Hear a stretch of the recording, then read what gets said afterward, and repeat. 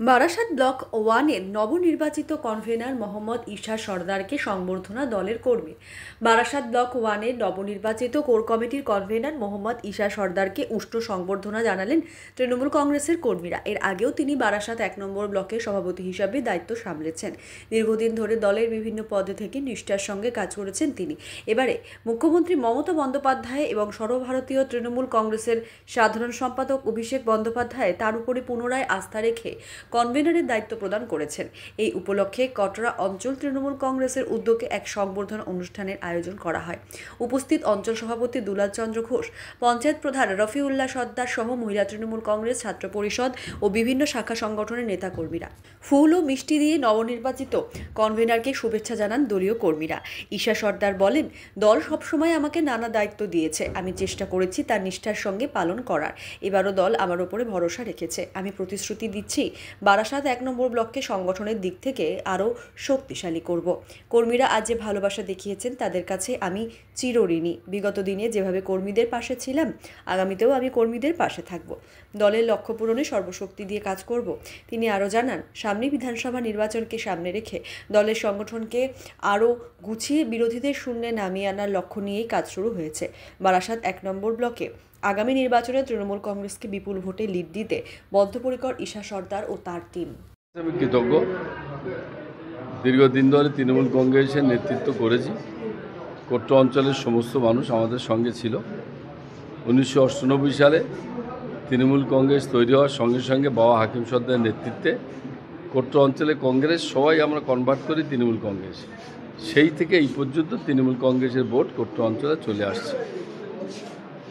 এটা হলো দায়িত্ব তো আমার একার নয়, সবার। আর আমি মূলত সবাইকে নিয়ে চলি, এই জন্যে দায়িত্ব সামলাতে আমার কোনো কষ্ট হয় না।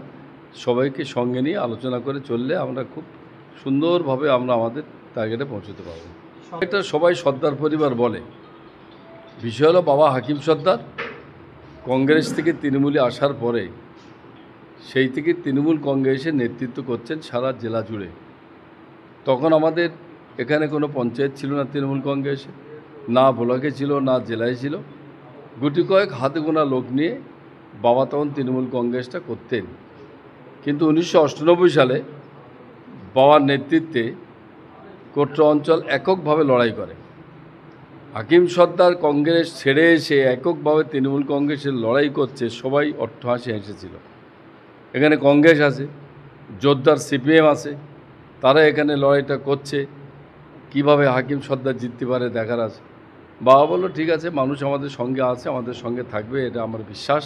কোট্রা গ্রাম পঞ্চায়েতের সমস্ত মানুষের উপরে আমার এই অগাধ বিশ্বাস নিয়েই তিনি কাউকে সঙ্গে না নিয়ে এককভাবে তৃণমূল কংগ্রেসের টিকিটে সবাইকে টিকিট দেন এবং সবাই তৃণমূল কংগ্রেস থেকে নির্বাচিত হয়ে একক সংখ্যাগরিষ্ঠতা লাভ করে 1978 সাল শুরু হয় পঞ্চায়েত নির্বাচন। সেখান থেকে তিনি জিতে যেমন আসছিলেন, 1998 সালে এসে এককভাবে তৃণমূল কংগ্রেসের টিকিটে তিনি এখানে ভোট গঠন করেন। সেটা হলো বাবা হাকিম সর্দার চালিয়ে এসছেন। আমি 2003 সালে প্রথম প্রধান হই তৃণমূল কংগ্রেসের, বাবার হাত থেকে চাষ বুঝে নিয়ে। সে থেকে সমস্ত মানুষকে আমি সঙ্গে নিয়ে চলি। আমাদের এখানে আমার তোমার বলে কেউ নেই। আমরা এখানে চ্যাটায় বসে প্রার্থী নির্বাচন করি। সব থেকে বড় কথা হলো, আমার সভাপতি ছিলেন কোট্রা অঞ্চল তৃণমূল কংগ্রেসের শান্তি ঘোষ, তাকেও আমরা টিকিট দিতে পারিনি। অথচ সবার নাম তার সইতে পাঠানো হয়েছিল টিকিটের সুপারিশ করে, কিন্তু শান্তি ঘোষকে আমরা টিকিট দিতে পারিনি। যখন চ্যাটায় বসি, শান্তি ঘোষের নাম উঠে আসেনি, অন্য একজনের নাম উঠে এসেছিল। আমরা তারই নাম পাঠিয়েছিলাম প্রার্থী হিসাবে, সে এখান থেকে নির্বাচিত হয়। ঠিক এইভাবেই আমরা প্রার্থী ঠিক করি।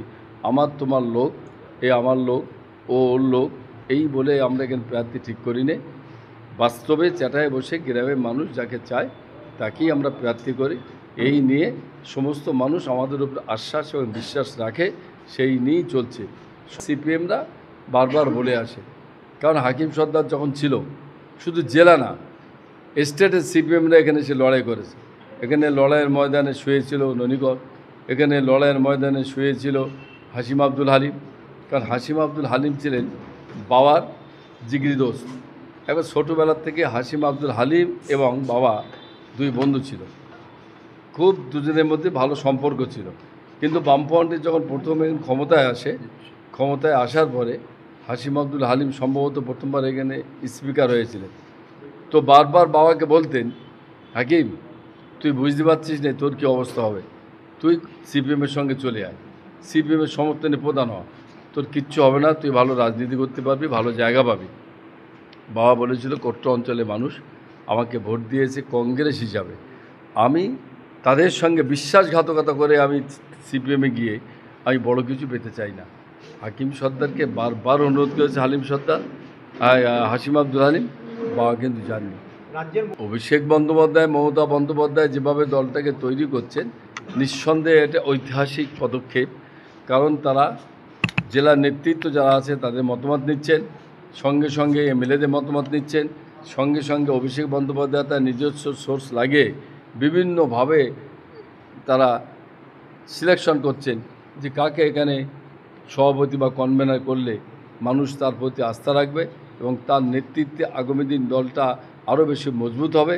সেই সব দেখে শুনেই তারা ঘোষণা করছেন। তার জন্যে মমতা বন্দ্যোপাধ্যায়, অভিষেক বন্দ্যোপাধ্যায়ের কাছে আমি কৃতজ্ঞ। বিষয়টা হলো এখানে নির্বাচন, আমি তো 78 সাল থেকে নির্বাচন করছি, এই পর্যন্ত নির্বাচন করেই আসছি। এখানে দায়িত্ব সামলানোর কিছু নেই, আমরা সবাই সংঘবদ্ধভাবে আমরা ময়দানে নামব। এখানে বিভিন্নভাবে আইএসএফরা মুসলিম তাস খেলার চেষ্টা করছে, বিজেপিরা হিন্দু তাস খেলার চেষ্টা করছে। আমাদের বক্তব্য হলো বিজেপি তুমি বলো বিজেপি, আর না হলে বলো বাঙালি। তুমি যদি বাঙালি হও তুমি বিজেপি হতে পারবে না, আর তুমি যদি বিজেপি হও তাহলে বাঙালি হতে পারবে না। কারণ যেভাবে পশ্চিমবাংলা পরিযায়ী শ্রমিক বাঙালিদের উপর অত্যাচার করছে ডবল ইঞ্জিন সরকার, বিজেপি সরকার, একটা বিজেপির এখানে নেতৃত্ব মুখ খুলতে পারছেন না, তার মানে তারা বিজেপি, তারা কিন্তু বাঙালি নয়। এখানে মূল লড়াই আমাদের, হয় বিজেপি থাকতে হবে, নাহলে বাঙালি হতে হবে। বাঙালি হলে প্রতিবাদ করতে হবে, আর বিজেপি হলে তোমরা তার সমর্থন করবে বাঙালিদের বিরুদ্ধে। এটা নিয়ে আমাদের লড়াই। এই লড়াইতে পশ্চিমবাংলার সমস্ত মানুষ আমাদের সঙ্গে থাকবে। আর আইএসএফ এখানে মুসলিম তাস খেলার চেষ্টা করছে, বিভিন্নভাবে হুজুর পীরজাদাদের রাস্তায় নামিয়ে বিভিন্ন শরিয়াতির কথা বলে। মুসলিম যারা এখানে মুসল্লি গোছের লোক আছেন, যারা এখানে একটু বয়স্ক মানুষ আছেন, তাদেরকে বিভিন্নভাবে বুঝিয়ে আইএসএফে নিয়ে যাওয়ার চেষ্টা করছে। মানুষ অত বোকা নেই, কারণ পশ্চিমবাংলার মানুষ নিরক্ষর হতে পারে। পশ্চিমবাংলার মানুষ কিন্তু যথেষ্ট রাজনৈতিক সচেতন, তারা এই ভুড়ুং ভাড়ুং এইসব বুঝিয়ে পশ্চিমবাংলার মানুষকে ভুল বোঝাতে পারবে না। আমরা নিঃসন্দেহে 250 না হলেও 250-এর কাছাকাছি সিট নিয়ে আবার আমরা চতুর্থবারের জন্য ক্ষমতায় আসবো। আমি মোহাম্মদ ঈসা, বারাসাত ব্লক 1 তৃণমূল কংগ্রেসের সদ্য মনোনীত কনভেনার।